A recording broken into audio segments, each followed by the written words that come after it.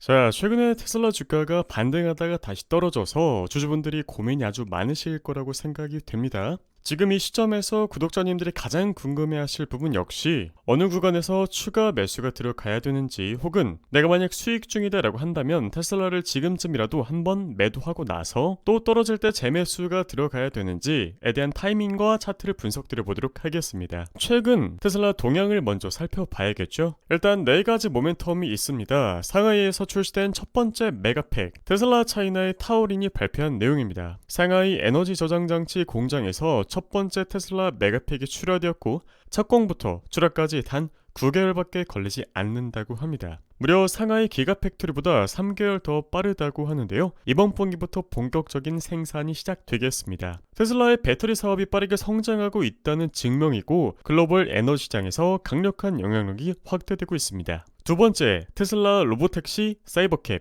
6월 출시. 테슬라가 올해 6월부터 텍사스 오스틴에서 로보택시 서비스를 시작할 예정입니다. 또한 원래 2026년에 출시 예정이었던 사이버캡도 25년 6월부터 운행 예정이라고 하는데요. 즉 로보택시, 사이버캡, 로보택시는 25년 6월, 사이버캡은 26년에 출시 예정이었는데 둘 다 올해 6월 달에 출시될 예정이라고 합니다. 즉 테슬라가 모빌리티 혁신의 속도를 가속화하고 있다는 것을 우리들은 확인할 수 있었습니다. 위 두 프로젝트가 빠르게 출시되고 상용화 된다면 역시나 테슬라 파이프라인에 도움이 되겠죠. 세 번째, 완전 자율주행 최신 소식. 최근 FSD 13.2.4 버전에서는 사이버트랙이 주행하던 도중에 연석 및 가로등 기둥을 충돌하는 안타까운 사고가 있었어요. 그럼에도 불구하고 13.2.7 버전에서는 오클랜드 그리고 샌프란시스코 주행 중에 핸들과 페달을 단 한 번도 조작하지 않아도 될 정도로 완벽한 주행을 성공했다고 합니다. 일론 머스크는 이야기했습니다. FSD는 이제부터 더욱더 좋아질 것이라고요. 머스크는 올해 6월 오스틴에서 자율주행 호출 서비스를 출시할 계획이라고 하고 연말까지 미국 내 여러 도시로 확대할 예정이라고 하네요. 자율주행의 목표는 두 가지입니다. 사람이 직접 운전하는 것보다 훨씬 높은 수준의 안정성을 확보하는 것, 궁극적으로 인간이 운전하는 것보다 1000%더 안전해지는 것이라고 합니다. 처음에 계산기가 나왔을 때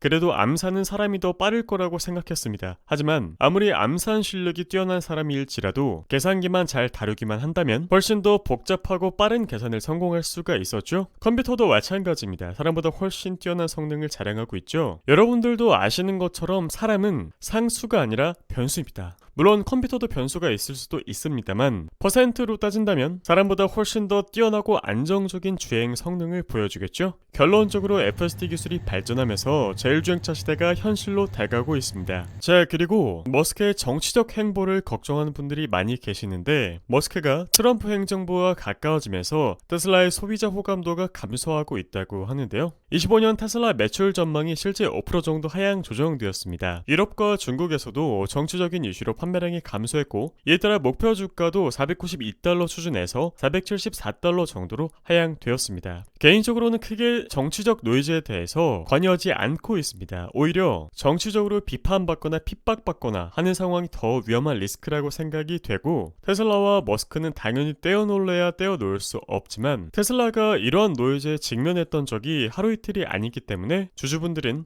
이미 단련되었을 거라고 생각됩니다. 우리들이 집중해야 될 것은 테슬라의 메가팩, 로보택시, 사이버캡, FSD 자율주행, 그리고 옵티머스 로봇 대량 생산과 같은 모멘텀과 펀더멘털에 집중을 해야 되는데요. 엔비디아 CEO 젠슨 황이 이야기했습니다. 올해는 AI와 로봇이 결합되는 한 해가 될 것이라고 말이죠. 테슬라는 FSD 전기차 회사이면서 동시에 어떤 회사죠? 그렇습니다. AI 그리고 로봇 회사죠. 실제 캘리포니아주 프리몬트 공장에서 옵티머스 로봇 대량 생산을 위한 대규모 채용이 시작되었는데요. 실제 현재 링크드인에 들어가 보면 옵티머스 프로젝트 관련 채용 공고가 16개 이상 올라왔고 제조 엔지니어링부터 생산 관리자 그리고 로봇 생산 직무 설명에는 모두 대량 생산에 포커스가 맞춰져 있습니다. 전기차 FSD 시장을 넘어서 옵티머스 대량 생산까지 테슬라가 진출하고 실제 상용화시킨다면 머스크의 원대한 꿈, 테슬라가 휴머노 휴머노이드 로봇 사업으로 10조 달러의 수익을 창출한 것 머지않아 실현될 가능성이 높겠죠. 자, 그리고 최근에 헤지펀드들이 숏포지션을 대거 걷어들이면서 기술주를 대거 매수하고 있더라고요. 헤지펀드들이 숏포지션을 잡고 있었지만 기업들의 실적이 예상보다 강하게 나오면서 당연히 주식의 근간은 실적이기 때문에 헤지펀드들은 기존 약세 전망 관점을 버리고 매수로 전환했습니다. 이 매수 속도가 얼마나 빠르냐면 작년 11월 이후 가장 빠른 속도로 미국 주식을 매입했고 이 규모는 2011년 12월 이후 최대의 순매수를 기록했습니다. 즉 지난 5년 동안 두 번째로 큰 규모의 매입을 했고 딥시크 사태가 있던 이후 헤지펀드들이 AI 테마에 더 적극적으로 관심이 시작했다는 부분, 우리들이 이런 대세의 편승을 해야 되는 게 중요하다고 이야기 드릴 수가 있겠습니다. 자, 본격적으로 테슬라 차트를 보기 전에 분석에는 예언이 아니라 통찰이 필요하다는 점, 그리고 돈이란 헛된 기대에 부풀어 있는 도박꾼으로부터 나와 정확한 확률이 어디에 있는지 아는 사람에게로 흘러 들어가게 마련이라는 점 꼭 기억하시기를 바라고요. 차트를 볼 때는 우선 위험에 집중을 하고 내가 어떤 것을 이룰 수 있는지, 그리고 그 위험을 감수할 만한 수익률이 얼마나 기대가 되는지 그러한 손익비들을 결정하고 나서 투자를 진행하시는 겁니다. 자, 테슬라 주봉 차트를 봤을 때 낙폭과대 1차로 363에서 381을 설정 드렸었는데 해당 구간 이탈한 상태죠. 하지만 이 구간 도달했을 때 단기적으로 플러스 15% 이상